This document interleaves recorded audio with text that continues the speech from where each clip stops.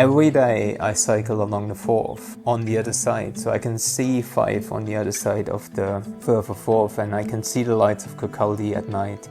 I can see the big antenna. So it was really interesting to then design a route which is literally as close as it gets to my own home, but at the same time equally adventurous.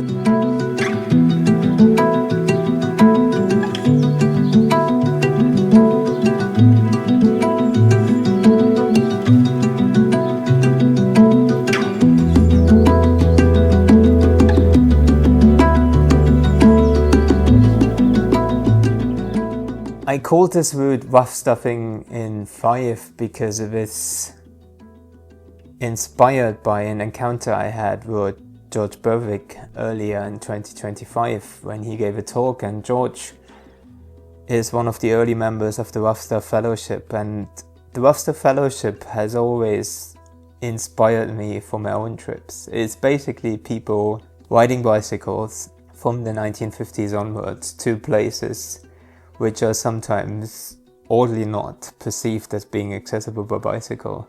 Basically carrying, pushing, hanging off chain walks with bicycles. And I think for me that is the one thing that has inspired me to do my journeys as well.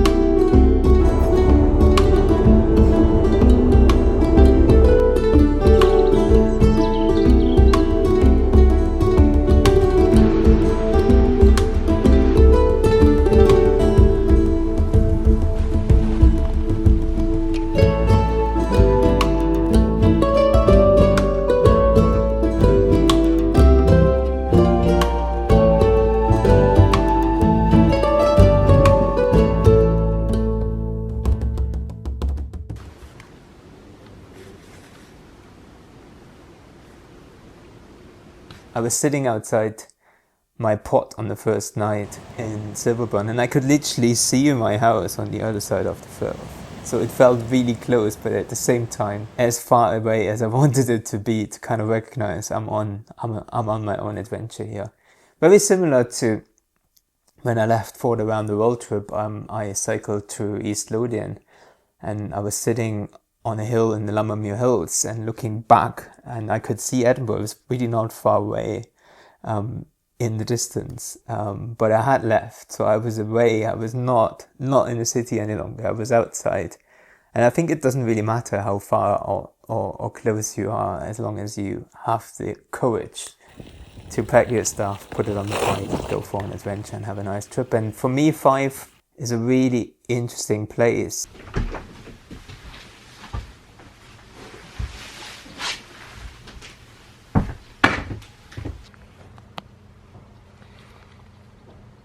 It's got the beaches along the south coast, and then you go into the East Neuk of Fife with those beautiful fishing villages.